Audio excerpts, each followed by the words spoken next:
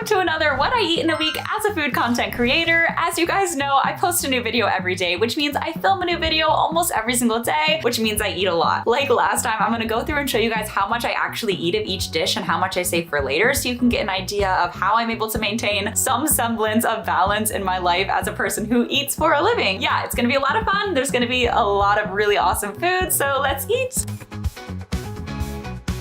Anyway, it is Monday, and today we are filming a brand new street food video in New York City. I try to do this about once a year, and it's honestly like my favorite day of the year. I've had street food all over the world, and at least in the western part of the world, New York City has y'all beat. Anyway, so today we are going to be eating some Ethiopian food. We're gonna get some Korean street food and some like New York City bodega classics. I'm so excited.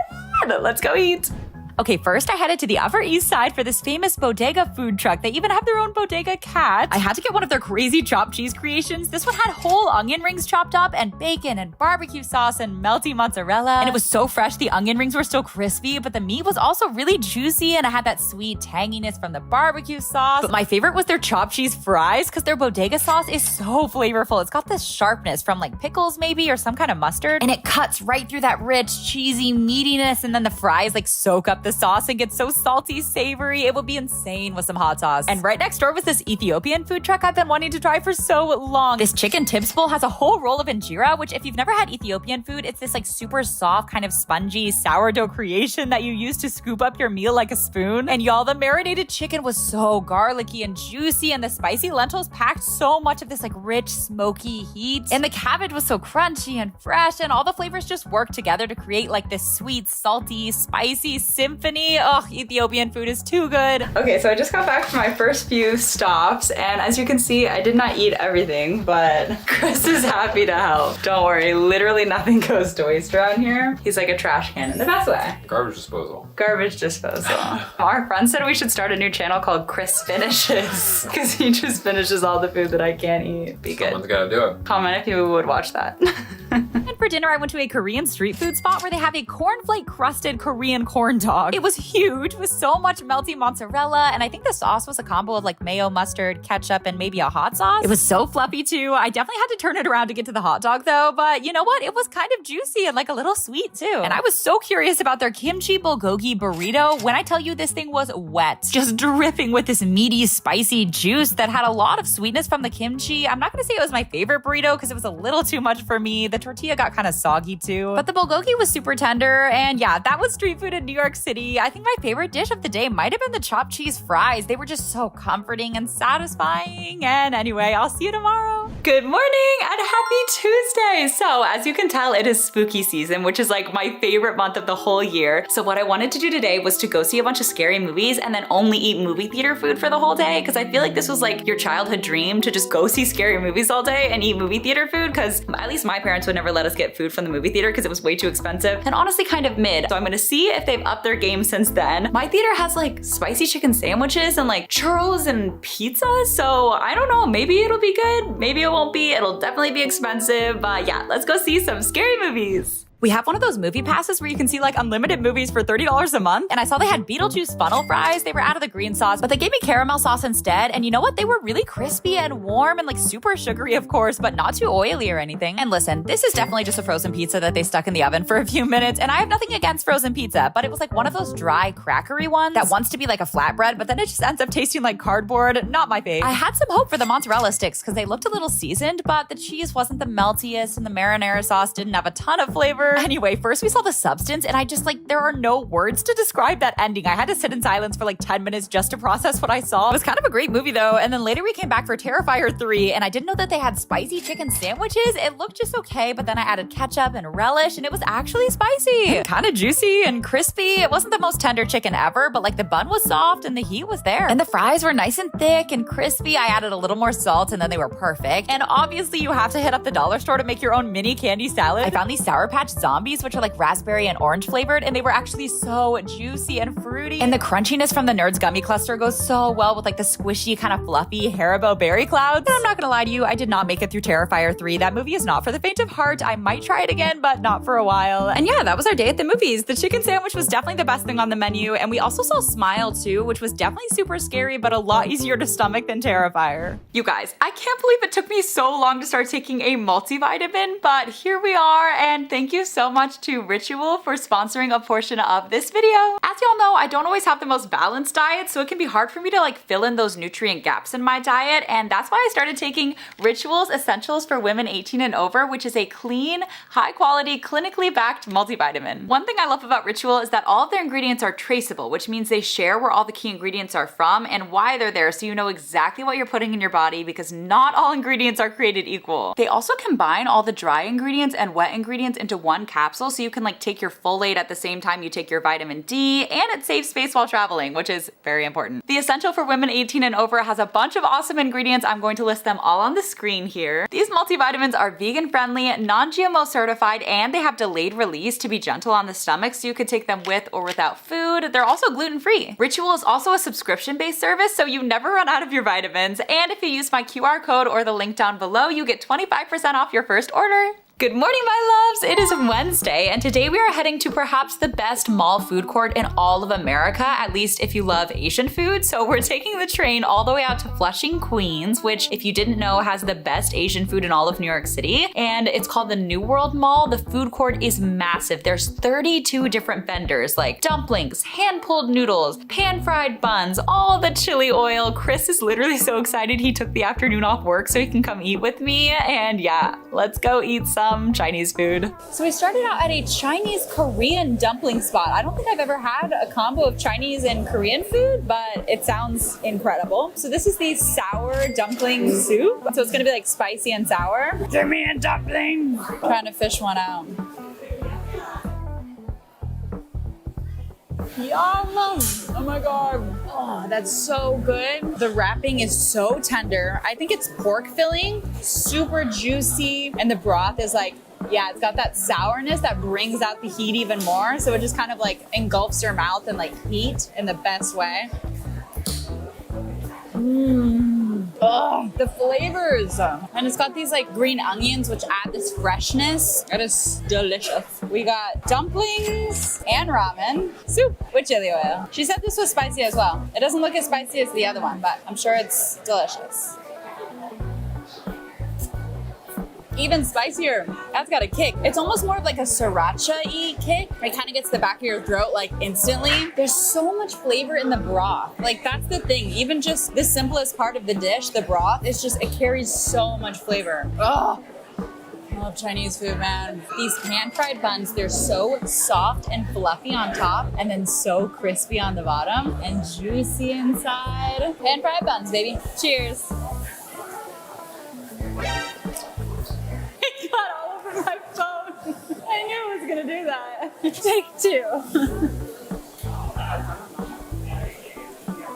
Oh my god, that's incredible. So juicy. It's chili oil time. Oh yeah, baby. Delish. That's insane. This is as good as the ones we had in Shanghai. They're just so crispy, so juicy, so fluffy, so spicy. And the pork flavor, if you're in New York City, skip Manhattan. Come here and get these freaking pan-fried baos. You won't regret it. And this is called Rojai Mall. It's like a Chinese burger. So it's this like crispy pastry-like bun. And then on the inside, it is like chili oil chicken. And then they had extra chili oil, which looks phenomenal, but I'm gonna try it by itself first. So crispy. Get a little extra chili oil. And chili oil is fire because the chilies are just the right size. So they're not too crunchy or too big. They just kind of like melt into the food and add so much spice and heat. Great sesame flavor. We got ice cream from the vending machine. It's White Rabbit brand though, which is like a super popular candy in China. It's like a taffy, but it's like harder than a taffy. It's like a milk candy. So I'm expecting this to be kind of like milky. It's blue, so maybe like a raspberry flavor. I have no idea what to expect. We'll see. Ooh, that is really good. What is that flavor? Maybe it just tastes like that white rabbit candy? This is actually sweeter than a lot of ice cream in China, at least. This is really good. Man. Oh, it has an interesting aftertaste though. Almost like a little artificial aftertaste. So creamy though. Damn. Hello friends, it is Thursday and today is Nigerian food day. So there's a lot of Nigerian food that I have never tried before, like fufu. So I got some okra stew, which I heard is really spicy, so I'm excited. And what I have been wanting to try for so long, look at this giant fufu. Apparently you're supposed to slap it. I didn't know they were gonna give me so much. I'm so excited. These are puff puff. They're kind of like beignets. I believe there's another name for them. Bullfrot or puff puff, I believe. So we've got our Nigerian feast all set up. We've got the fufu and we've got some okra stew with I think oxtail in it. That sounds insane. So basically fufu is like a starchy mixture made with like cassava or yams or something like that. And you can see the texture here. You just kind of pull a piece off like that and it's like very, almost like a Play-Doh-y, but like a little bit softer. And then you roll it up in your hand and then you kind of make like a little spoon out of it. And then you just scoop up your stew with your little fufu spoon. Whoa, look at that. Oh my God. The fufu is so soft. It literally just melts in your mouth. And yeah, the stew has some spice. It's got some like beans or lentils in it. It's a little earthy. This is so much fun too. I feel like this is like such a fun meal for kids. Like just play with your fufu. It's so fun. Okay, let's get some meat. It's also messy, but hey, that's part of the fun. Cheers. Oh my God! The oxtail just melts in your mouth too. And it's like fatty in the best way, you know? And the stew is a little oily in a good way, you know? It's like buttery, very rich. And now we're gonna try this puff puff. So these are just like fried pieces of dough, like donuts. I think they're called bullfrot or puff puff or beignets. I don't know. Cheers. I mean, it's delicious. It's fried dough, you know what I'm saying? It's got a little bit of sweetness, nice and crispy on the outside, super fluffy. That's really good. I'm gonna see if Chris wants any of these. I'll probably finish the stew at least, but I might have some fufu for later. And then tonight we're gonna go to another Nigerian restaurant and we're gonna try some other Nigerian food. I've been wanting to try this spot for so long, but it's like right next to Times Square and I'm just never up here. So I finally made it. We got the Suya burger and Suya is like this smoked, spiced meat skewer. It's so garlicky with a nice kick from the hot peppers. And this burger had a fried egg and this creamy, spicy aioli and like juicy tomatoes. And the bun was so soft. It was crazy. And of course I had to get some jollof, which is like one of the best rice dishes in the world, y'all. It's just so smoky and it has this perfect like al dente firmness, but it's also really soft and chewy and like almost crunchy. Great tomato flavor too. And the chicken was pretty moist. It had this little char and there was a good amount of heat in the tomato sauce. And yeah, that was Nigerian food day. Good morning. Happy Friday. Okay, so The Infatuation is one of the best food blogs in the entire world and they just blind ranked the 30 best bagels in New York City. But what they did is they ranked plain bagels and they ranked them at their office and not fresh, like on site. So what I want to do today is go to their top 5 spots that they said were the best bagels in New York City. But what I'm going to do is I'm going to get bagel sandwiches and I'm going to eat it right there because I don't know about you, but when I go get a bagel, I get a bagel sandwich and I eat it right on site. So yeah, we are finding the best bagel sandwich in New York City today. We're going all the way up to Harlem, all the way out to Bushwick and Brooklyn. We're literally going to be running around Manhattan all day eating so many bagels and it's gonna be so amazing. Yeah, let's go find the best bagel sandwich. Our first stop of the day is Bo's Bagels all the way up in Harlem. It only took us like 40 minutes to get here though. This is number 5 on the list and this has been the best bagel in Harlem since 2017 because there was a bagel shortage up in Harlem and then Bo's came along and I mean apparently they're the 5th best bagel in all of New York City, so I'm excited. I'm so hungry. So they're known for these like crazy meaty bagels, like they have their own chopped cheese and then this is their Reuben, which has their own pastrami, their corned beef, Swiss cheese, sauerkraut, Russian dressing. They usually put it on this black Russian bagel, but they were out today so we got it on the onion and garlic bagel. I mean, it looks fire. First bagel bite, 5th best bagel in New York City. Cheers. Oh my God. It's so fatty in the best way. It's got this smokiness. It's also kind of sweet. The Swiss cheese adds the creaminess, super garlicky, and it's got like the toasted garlic. So it's even more of that like yummy, like warm, toasted garlicky flavor. The bagel is good. It's soft. It's not super fluffy, but I don't mind that because it lets the meat really shine. That's really good. So we just made it to Apollo Bagels. We only had to wait in line like 15 minutes. It wasn't bad at all. This place is super viral right now because they have these like very aesthetic open face sandwiches, and they hand spin their bagels and then they like bake them and they cut them fresh. So they're like hot and really crispy apparently. And yeah, it's kind of like a work of art. They may have been a little biased because the lady at the counter did say she watched my videos. So they gave me a hat, which is very nice. And they might have made it look a little better for me. So I don't know, it might not look like this for everyone, but it's really beautiful. So it's so crispy, it's much lighter. It's almost like more of like a bread, like a toast. Like on an avocado toast, you know what I'm saying? It's not really giving bagel as much because it doesn't have as much of a chew factor, but the crispiness is there. And yeah, it's very light, so it kind of lets the toppings shine a little bit more, and they really do. They're so fresh, really well seasoned. I got the scallion cream cheese, which is delicious. Yeah, there's a lot of flavors going on here. The capers are like super tangy, and the salmon is really buttery. I mean, it's just a fire bagel, but it's definitely a different type of experience than your classic New York bagel. It's really good. It's so buttery and rich, but also really fresh. And thanks for the hat, Apollo. We've come all the way out to Bushwick in Brooklyn for the number 3 bagel spot, Knickerbocker Bagels. And this is the spicy mama sandwich on an everything bagel. So it's got scrambled eggs, Cajun turkey, pepper jack cheese, and chipotle cream cheese. And this is a big bagel. And honestly, it looks like the fluffiest bagel so far. It feels very light and soft, like it's very fresh. It smells spicy, so I'm excited.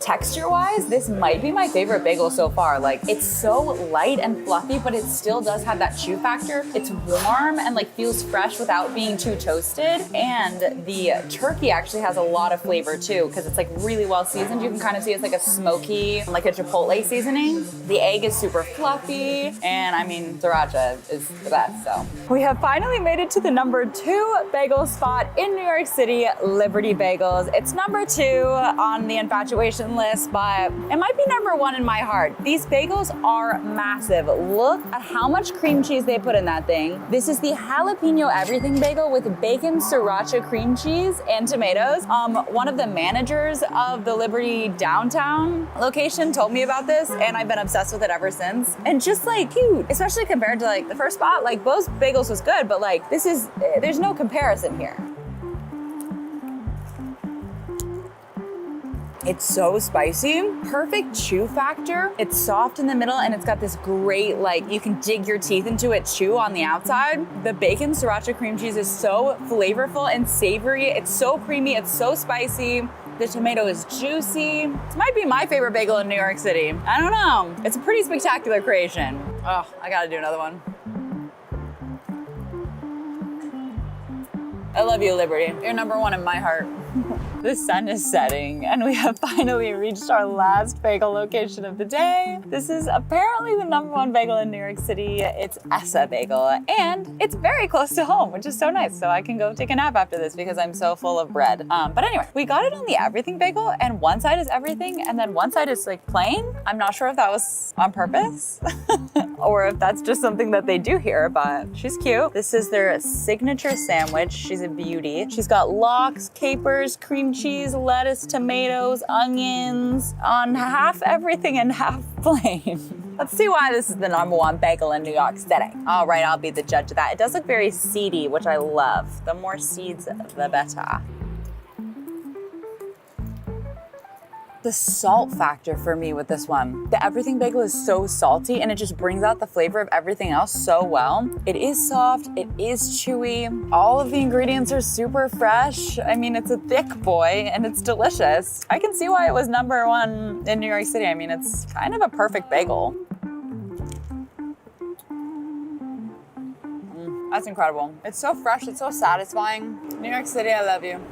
Whew, okay, we're finally home. Final thoughts on the bagels. I would say they were all just very different and unique. It's hard to rank them, but like Apollo was definitely the crispiest, the most aesthetic. Knickerbocker, I would say, was the freshest and the softest. Liberty had the best chew and like the most fun cream cheese flavors. And then Esso was just like all around a really amazing bagel, fluffy, chewy, crispy, like, and maybe Bo's Bagels fell behind the others a little bit. It was just a lot smaller and just didn't stand out as much. But if I had to rank them, I would say maybe Apollo and Esso were my favorite just because they were both like so fresh and like unique and just, I mean, I love a salmon bagel too, so I'm a little biased. And then probably I would say Liberty and Knickerbocker were like a close second. And then Bo is like third, fourth, fifth, but they were all really delicious. So yeah, I will see you guys tomorrow. I'm gonna go take a nap. Oh, I almost forgot we did bring all the bagels home, so we're not gonna waste them. We're going to eat them slowly over the next few days. So yeah.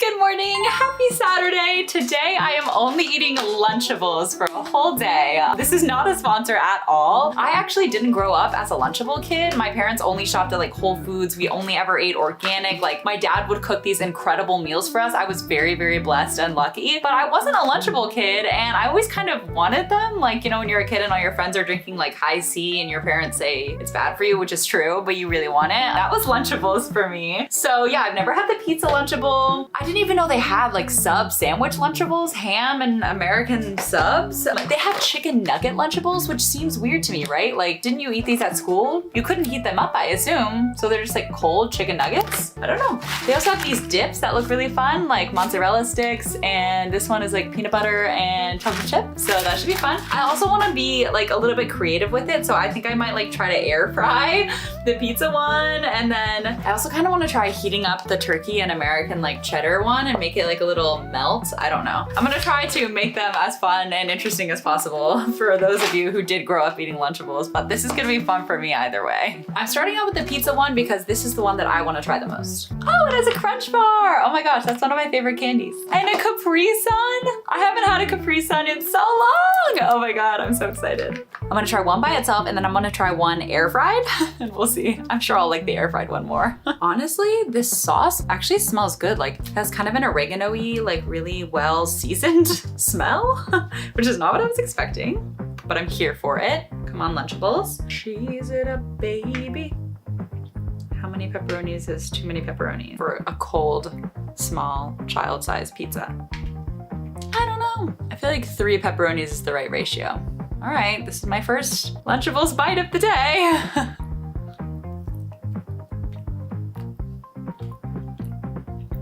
No, it's so doughy. No flavor, that's sad. Well, we're gonna try this air fried. Take 2. I'm also gonna try it with 4 pepperonis to give it the best fighting chance that it has. Okay, all right, it's going in the air fryer. Be safe, little buddy. You know what though? Crunch bars will always be delicious. And these mini ones always remind me of Halloween. Nostalgia. So good, perfectly crunchy. It's hot. That cheese is melty. The pepperonis are a little greasy. First bite of our air fried Lunchable.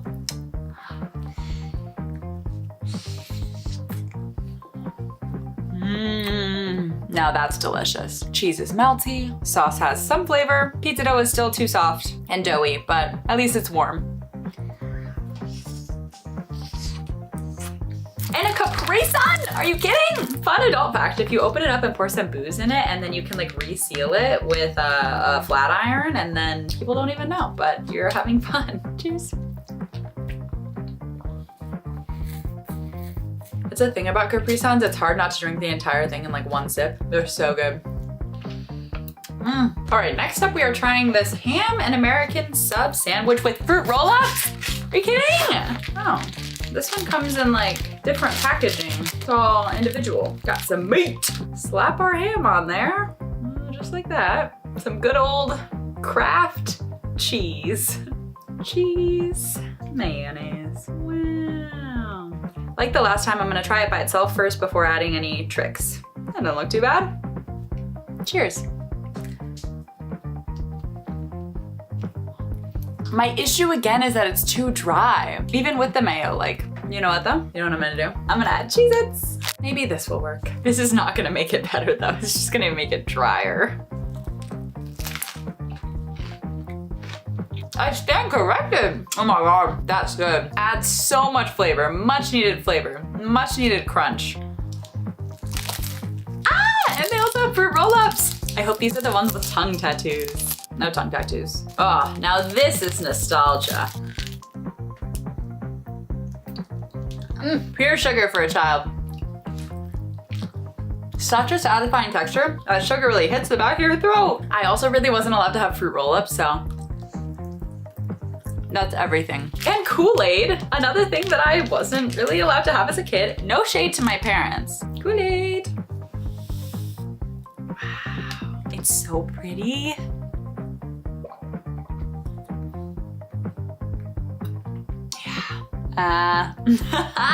That's the good stuff. That's some recessed juice if I've ever tasted it. Now we're trying the chicken Dunkies, which I am just very skeptical about this. How are they gonna be good cold? I don't know. And just like just one part of the container is just ketchup. That's so funny. The cold chicken nugget. Cheers, I guess.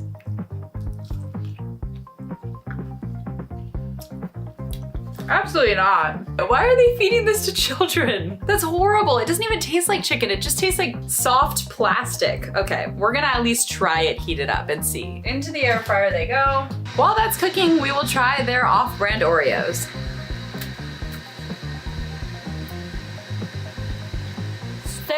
Stale AF. It tastes like chalk or something. Retrying the chicken nuggets. This time they're warm.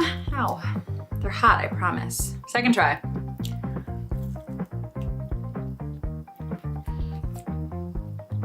Are they good? No, not by any means, but. All right, now we're gonna try the dunkable ones. I'm gonna start with the mozzarella ones.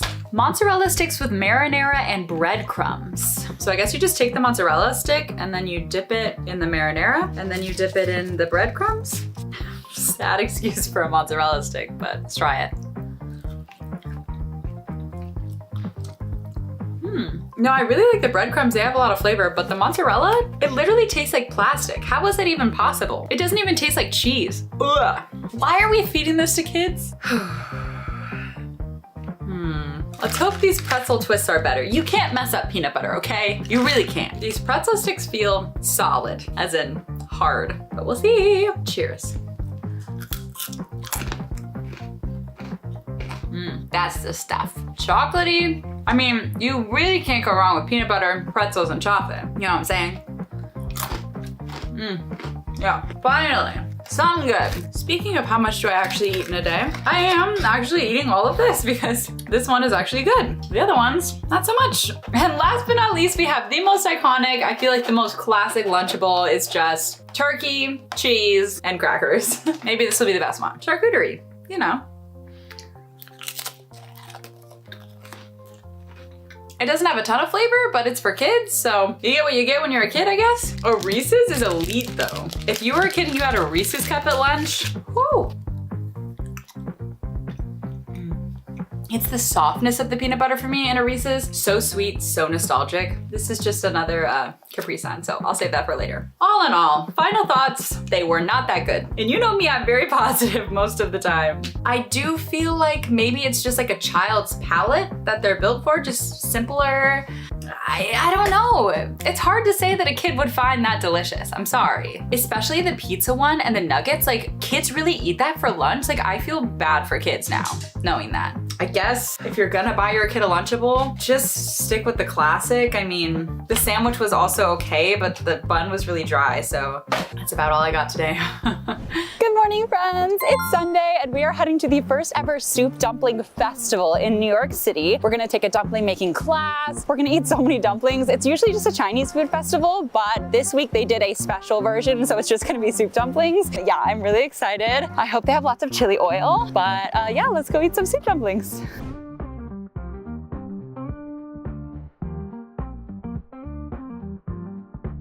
All right, we are here at the Soup Dumpling Festival. We got here about an hour ago. We just now got our food, and And this place is chaos. Like, I haven't tried the food yet. It might be incredible, but there's so much disorganization. Everyone's waiting in different lines for different things and nobody really knows what's going on. They ran out of soup dumplings, which everyone's very upset about. So we got pan-fried buns instead. I just feel bad for the people who like paid a lot of money and like waited in hour-long lines for this. We kind of got here at the end and got to finesse our way to the front, but yeah, we didn't get soup dumplings. We got some pan-fried pork buns and some beef noodle soup. Maybe it's incredible, maybe not. I asked for chili oil and I got this. No chilies, but there is oil. I feel bad for the employees, mostly because people are yelling at them and it's not their fault and they're doing their best. And I feel bad for the people that are waiting in really long lines. It's their first year. Hopefully next year they get it figured out. That's all I can say. Let's try a pan-fried bun. I'm just gonna use my hands because I'm over it. And this was just sitting in a tub. Like it wasn't hot off the fryer. Like it's been sitting there for like an hour, you know. It's not warm. Maybe it'll be incredible.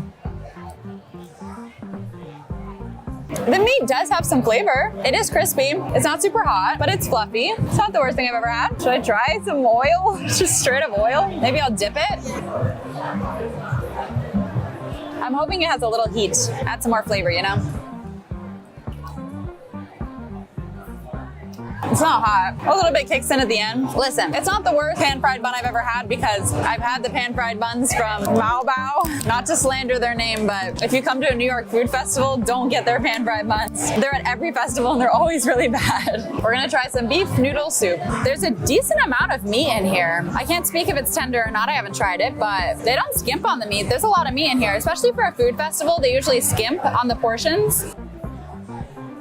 The beef is really tender. The broth has some heat and some flavor, and the noodles are good. Listen, the food is decent. I love bok choy. It's so crunchy, so satisfying. I really like the broth. It has a lot of heat. Very good.